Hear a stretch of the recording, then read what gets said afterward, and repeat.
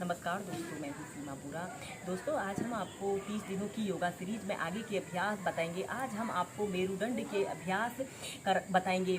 दोस्तों, मेरुदंड के अभ्यास के क्रम में सबसे पहले इन अभ्यासों को करने के लिए आपने ऐसे ही पद्मासना, सुखासना, ऐसे ही कमर गर्दन बिल्कुल सीधी करते हुए ऐसे ही बैठ जाते हैं और अपने दोनों हाथों को कंधों के समानांतर ऐसे सीधे कर लेते हैं। मुट्ठी बांध लेते हैं, अंगूठा अंदर की तरफ रहेगा और फिर इसके बाद ऐसे अपनी मुट्ठियों को गोल गोल घुमाते हैं। ऐसे 5 to 10 टाइम्स घुमाइए और फिर एंटी क्लॉकवाइज।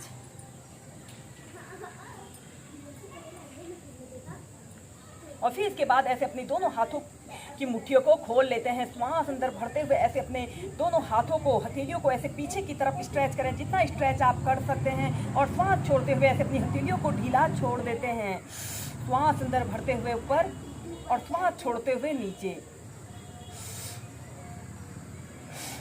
ऐसे ही कम से कम आप 8 से 10 बार श्वास प्रश्वास के साथ कीजिए।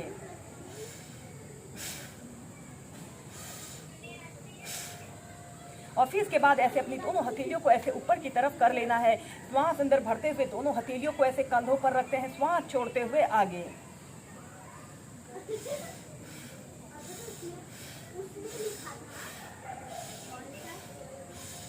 फिर पार्श्व भागों में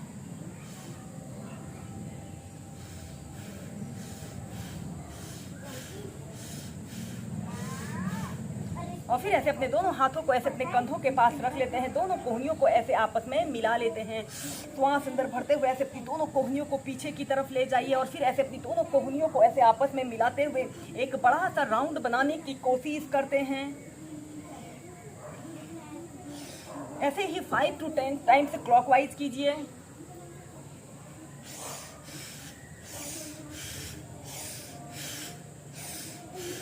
फिर विपरीत दिशा में।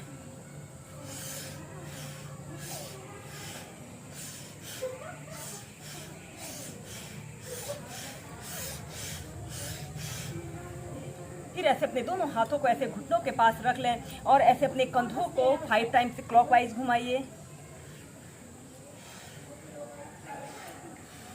फिर विपरीत दिशा में।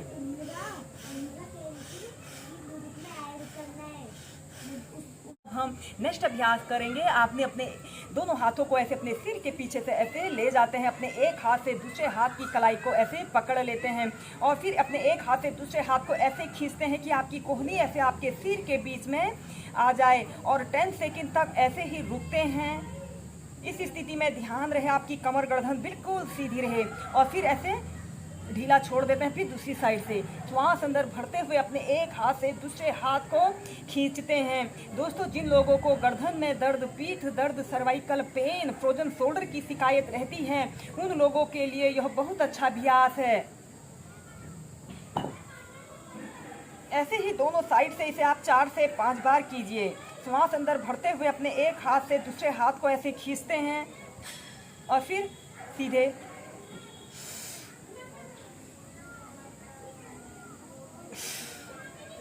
इसके बाद हम नेक्स्ट अभ्यास करेंगे। आपने अपने एक हाथ को ऐसे अपने राइट हाथ को राइट कनपट्टी के पास ऐसे रख लेते हैं और अपने हाथों से सिर की ओर और सिर से हाथों की ओर एक दूसरे के विपरीत दबाव डालते हैं और ऐसे सीधे देखते हैं। और फिर दूसरी साइड से ऐसे अपने बाईं हथेली को बाईं कनपट्टी के पास रखते हुए सिर से हाथों की ओर और हाथों से सिर की ओर एक दूसरे के विपरीत दबाव डालिए।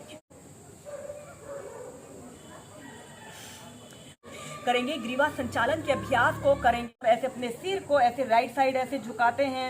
ऐसे अपने कान को ऐसे अपने कंधे पर स्पर्श कराने की कोशिश करें। 5 सेकंड तक रुकने के बाद फिर सेंटर में आइए। फिर दूसरी साइड से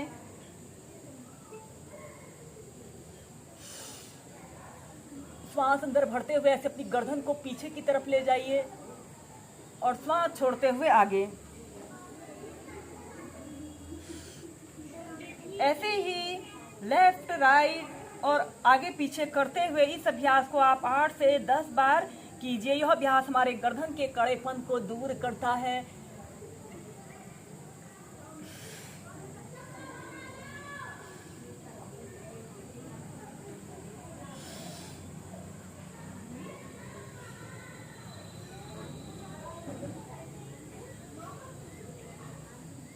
और फिर इसके बाद ऐसे अपनी गर्दन को ऐसे गोल गोल घुमाते हैं, ऐसे 5 टाइम्स घुमाइए।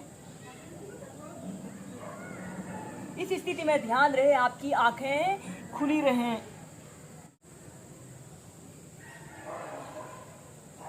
और फिर विपरीत दिशा में।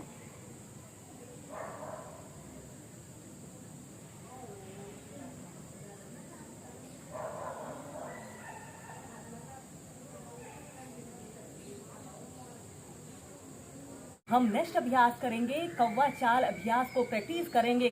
सबसे पहले आपने ऐसे ही कागासना की पोजीशन पर ऐसे सीधे बैठ जाते हैं और फिर इसके बाद आपने अपने शरीर का समस्त भार अपने पंजों पर ऐसे रख लेते हैं और इसके बाद आपने अपने राइट घुटने को ऐसे जमीन पर ऐसे रखते हैं और दूसरे पंजे को ऐसे अपने घुटने के पास ऐसे रखते हुए ऐसे कौवा चाल को प्रैक्टिस करना है।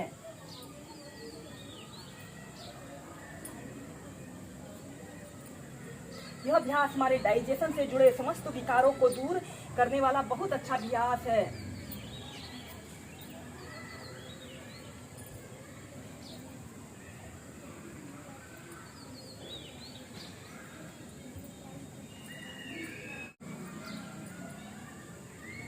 ऐसे ही कम से कम 2 से 5 मिनट इस अभ्यास को कीजिए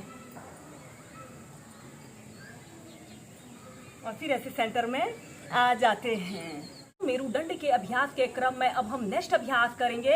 आपने इसे करने के लिए आपने ऐसे ही कागासना की पोजीशन पर ऐसे कमर गर्दन बिल्कुल सीधी करते हुए ऐसे बैठ जाते हैं। आपने अपने दोनों पैरों के बीच में ऐसे आधे फीट का ऐसे स्पेस रख लेते हैं और अपने दोनों हाथों को ऐसे अपने घुटनों के पास रखते हुए ऐसे अपने घुटनों को ऐसे अपने पेट की तरफ प्रेशर देने की कोशिश करते हैं। इस स्थिति में ध्यान रहे आपकी कमर गर्दन बिल्कुल सीधी रहे और फिर इसके बाद आपने अपने शरीर का समस्त भार अपने पंजों पर ऐसे रख लेना है। एड़ियां ऊपर की तरफ रहेंगी और एड़ियों पर बैठना नहीं है, एड़ियों को हल्का सा टच करते हैं और अपने दोनों हाथों को ऐसे प्रणाम मुद्रा बनाकर किसी एक वस्तु पर अपने ध्यान को केंद्रित करते हुए इस अभ्यास को प्रैक्टिस कीजिए। यह अभ्यास हमारे पंजे, हमारी एड़ी, हमारे घुटनों के लिए बहुत ही लाभकारी होता है। इस अभ्यास को आप सुबह उठकर कम से कम 2 से 5 मिनट जरूर प्रैक्टिस कीजिए। ऐसे सीधे देखते हैं। अगर आपका शरीर भारी है और आप इस अभ्यास को ऐसे प्रैक्टिस करने में कठिनाई महसूस कर रहे हों तो आपने ऐसे अपने हील को जमीन पर ऐसे रख लेते हैं और ऐसे अपने घुटनों को ऐसे अपने पेट की तरफ प्रेशर देते हुए इस अभ्यास को कीजिए।